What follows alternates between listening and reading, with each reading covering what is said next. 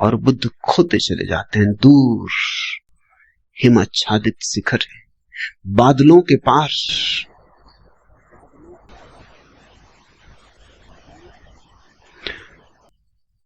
उनका प्रारंभ तो दिखाई पड़ता है, उनका अंत दिखाई नहीं पड़ता। यही उनकी महिमा है। और प्रारंभ को जिन्होंने अंत समझ लिया वो भूल में पड़ गए। प्रारंभ से शुरू करना, लेकिन जैसे जैसे तुम शिखर पर उठने लगोगे और आगे दिखाई पड़ने लगा, और आगे दिखाई पड़ने लगेगा। बहुत लोग बोले, बहुत लोगों ने मनुष्य के रोग का विश्लेषण किया है, लेकिन ऐसा सचोट नहीं। बड़े सुंदर ढंग से लोगों ने बातें कही, बड़े गहरे प्रतीक उपाय में लाए, पर बुद्ध के कहने का ढंग की और अंदाजे बयां और। जिसने एक बार सुना पकड़ा गया, जिसने एक बार आंख से आंख मिला ली फिर भटक न पाया। जिसको बुद्ध की थोड़ी सी भी झलक मिल गई उसका जीवन रूपांतरित हुआ।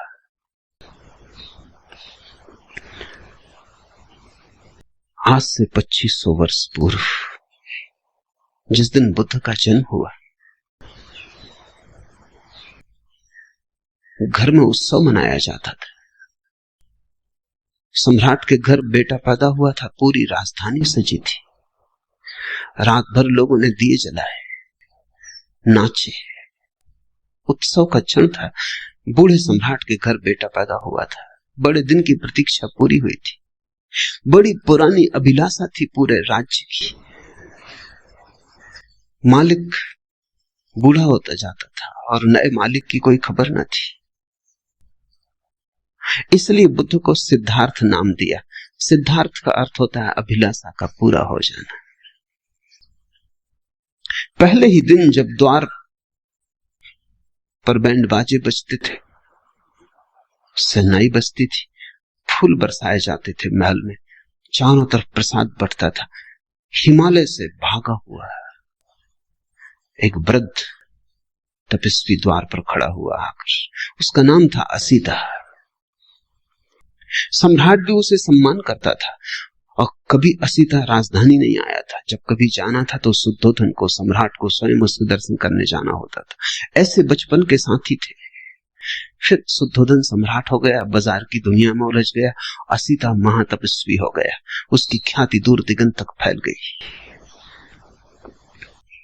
असीता को द्वारे पर आए देखकर शुद्धोधन ने कहा, आप और यहां क्या हुआ, कैसे आना हुआ? कोई मुसीबत है, कोई अड़चन है? कहें। असीता ने कही, नहीं कोई मुसीबत नहीं, कोई अड़चन, तुम्हारे घर बेटा पैदा हुआ, उसके दर्शन को आया। शुद्धोधन तो समझ ना पाया।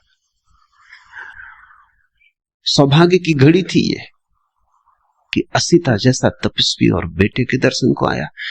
भागा गया अंतःगृह में, नवजात शिशु को लेकर बाहर आ गया।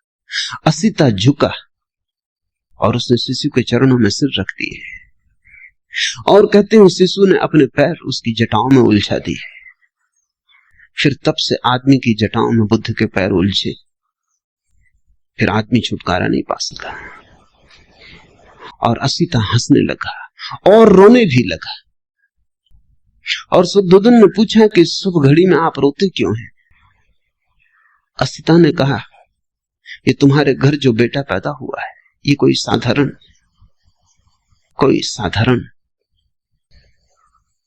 आत्मा नहीं, असाधारण है।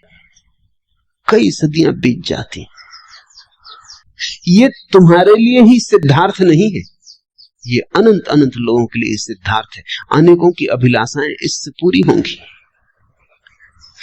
हंसता हूं